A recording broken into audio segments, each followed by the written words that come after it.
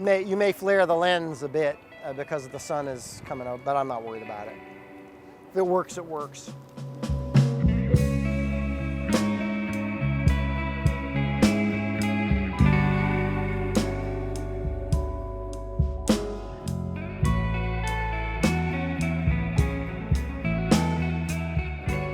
We are going to talk a little bit about prime lenses and what is a prime lens and what is focal length and what does it do for you. Like right now we're using an 85mm prime lens. And okay, what does that mean? Well, right now probably not a lot to somebody that's maybe new to film or video. Biggest problem with any of this is that, particularly in video, so a little bit about me. Pretty much everything up until recently, very recently, like recent months, maybe the last year or so, has been working with video versus working with film equipment or equipment that's designed to work like film. We're shooting with a Sony 4K camera today, and that's what we're going to be using moving forward. I'm going to be using it for all my stuff, but big difference in picture quality, but also in the different kinds of lens options that you have. And we'll come back to that, but that's kind of the key thing. That's kind of the key takeaway for the technical part of this, is that when you work with 4K resolution equipment, you're getting broad selection of lenses, and again the way a cinematographer would select lenses, and the camera is very responsive to different kinds of lighting. I trained in the dark ages. I would like to think, I started out in video production back in the days of like VHS tape. And VHS, I like to say that back then we toiled in darkness. And that, much of really what we did was not just a matter of relatively low image resolution compared to today, but we didn't have that. The only lens we had was the zoom lens on the camera. And many people, I would say, who start out in video, or who are not around these newer technologies, in advents of maybe the last 5 years, think like you buy a video camera and, you get a zoom lens with the camera and thinking, well, okay, so you're kind of stuck with that. But the reality is you're not. So you have the ability to use these prime lenses. Again, we'll show some examples and talk a little bit about that. Moving forward, I've always been very afraid, very gun-shy, to do narrative film. So when we talk about narrative versus documentary, okay. So what's the difference of narrative and documentary? Well, to me, obviously documentary is easier than narrative. And I did a lot of documentary and informational stuff. In a way, people will say it's hard. To me, in a way, it's easy. You find a subject and you get them to talk on the camera. Okay, documentary. You don't have to create the world in documentary. The world's kind of already there. You just go find some piece of it and you film it. And there are plenty of people, really good documentarians, people who really do incredible work, so I'm not disparaging that. But for me, the really tough thing is, and I experience this too as a writer, is, doing a narrative is where you write your own story and you create characters. And basically, with narrative, you create the world, right? You're creating the world. And you're responsible for that world and for what happens to that world and those people in that world. And so to that end, it's much harder not just to write and develop the story, but also to shoot it. I mean, obviously you have to hire actors, but you're dealing with other things. You're dealing with sets, costumes, art direction. I mean, it depends on how elaborate your production is, obviously, but even for a really short film, you've got to have some type of art direction. You've got to find a location, you've got to find somebody's house, you've got to build a set, whatever. You've got to make it look believable for the audience, for that, whether it's a 10-minute film or a 2-hour or 3-hour film, however long, it has to be believable to the audience. The problem with narrative is you really have to put it all out there, and you have to ask for help. I'm not, Evan, many thanks to you. I am not good at asking for help. You have to have a lot of people willing to work with you and willing to help you build that world. So what is a prime lens? Well, the easiest answer is that a prime lens is a lens that does not zoom. Prime lenses have fixed focal lengths, and so have a very specific field of view. Because a prime lens is manufactured for only one focal length, it gives you very high image quality.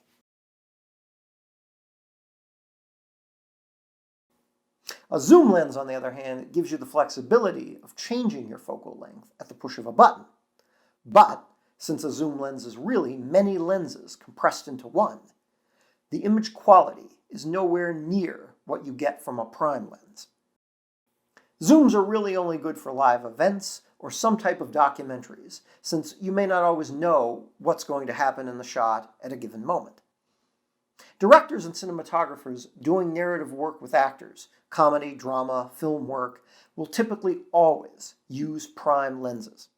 Consequently, choosing their focal length is very important. Now we'll see why.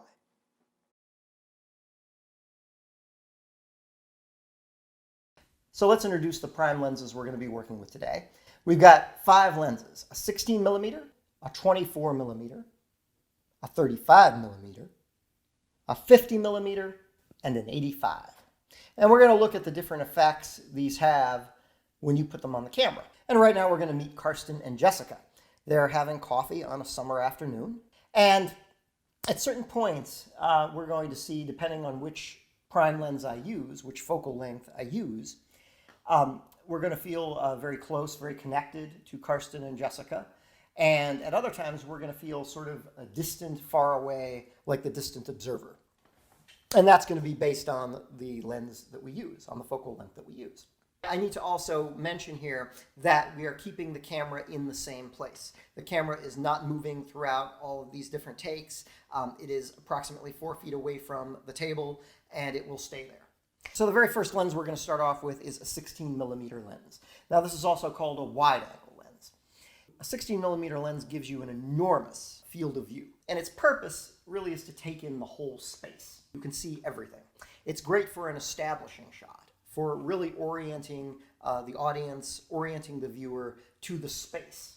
Although it doesn't give you much connection to the actors on the screen. It doesn't make you feel very emotionally connected to the actors in the shot. Now, once I switch over to the 24 millimeter lens, is also considered a wide angle lens, but its field of view is not as wide as the 16 millimeter.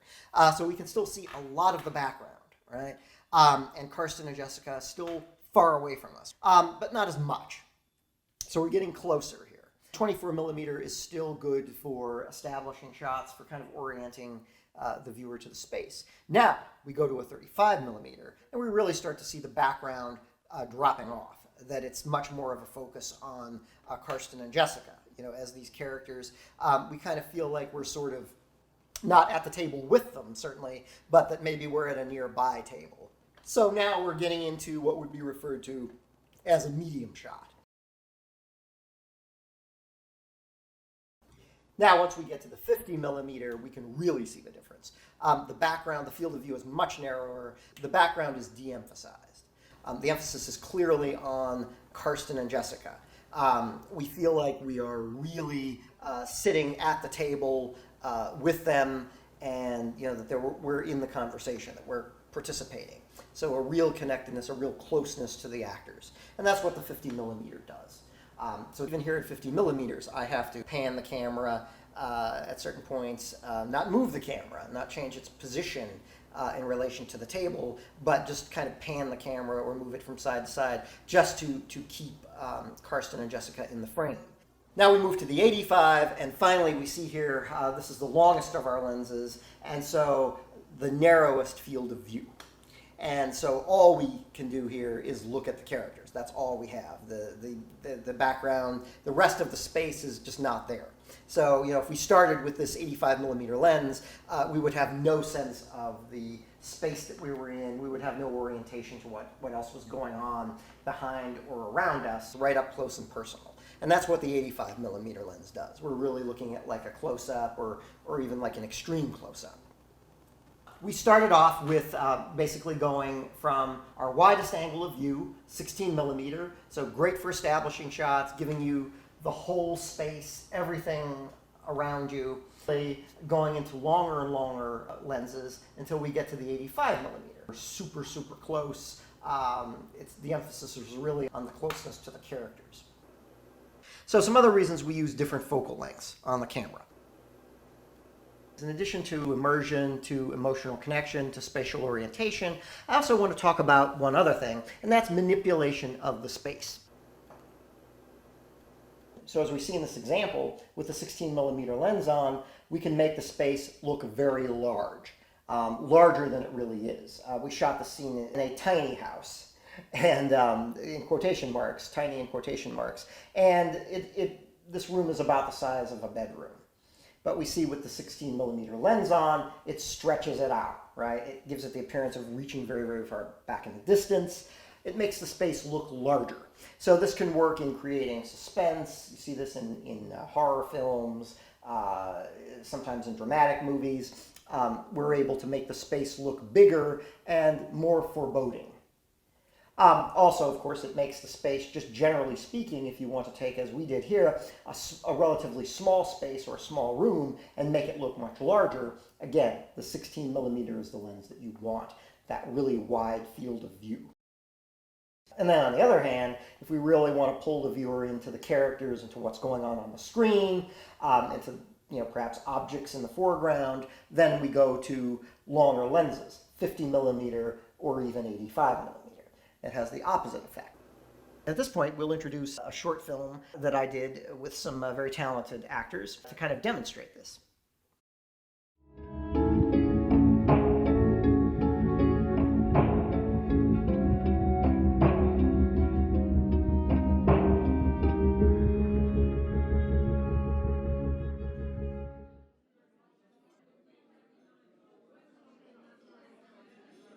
Max, you know I hardly ever drink coffee. You're going to like this stuff, Tony. Trust me. I had it when I was in here yesterday, and it's incredible.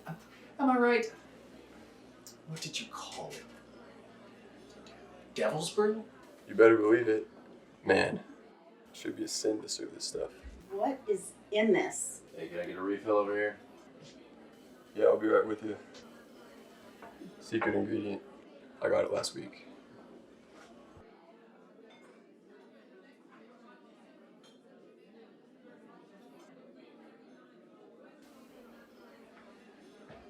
Do you have any more of that stuff?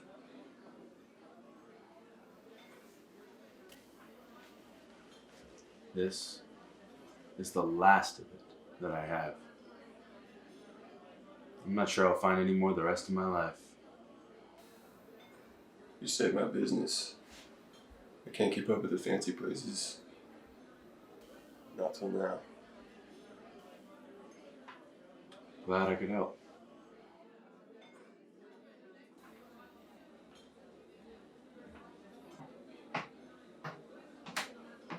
You're right. I don't ever want to drink anything else. See, I told you. Best damn coffee anywhere. You know, it's like someone could read my mind and know what the perfect beverage is and then make it real.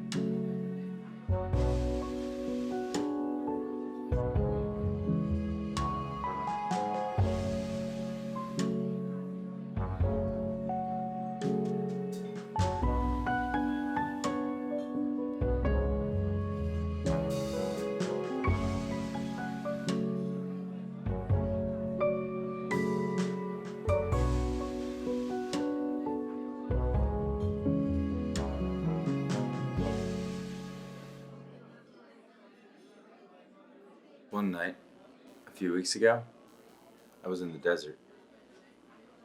There was a meteor shower, and some of the debris fell near my campsite. And that's your special ingredient, my friend. Meteor dust. You've been serving little pieces of heaven in your coffee. Or little pieces of hell.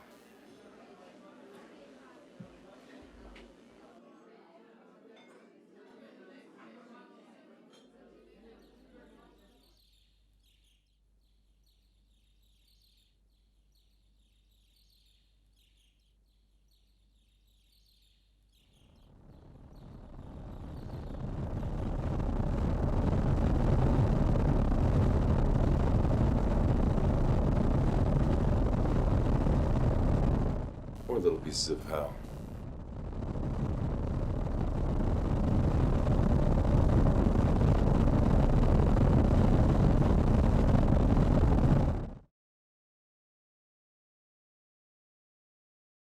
So the great thing about working with prime lenses is that it forces you as a director to constantly be asking yourself these questions. What kind of emotional connection do I want my audience to have with these people on screen?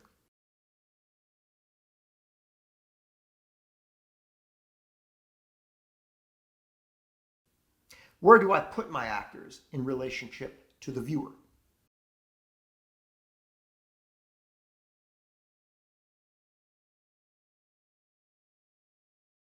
How do I create and define the space for the viewer?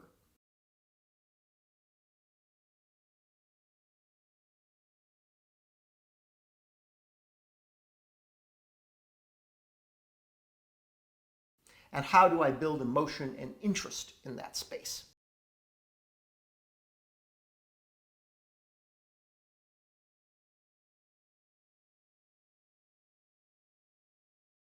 At this point in my life, I'm ready to go into something more. I'm ready for what's next, right? It's like the person who writes short stories and is very successful. Great, hey, short stories, yeah. I say, well, I want to write a novel. A lot more work, a lot more complexity, a lot more room for failure. Well, I would say doing a narrative film, all those things. A lot more room for failure, right? Lot to do, a lot to keep track of. So it scares me. This video anatomy episode, is really more about me. It's like video anatomy raw.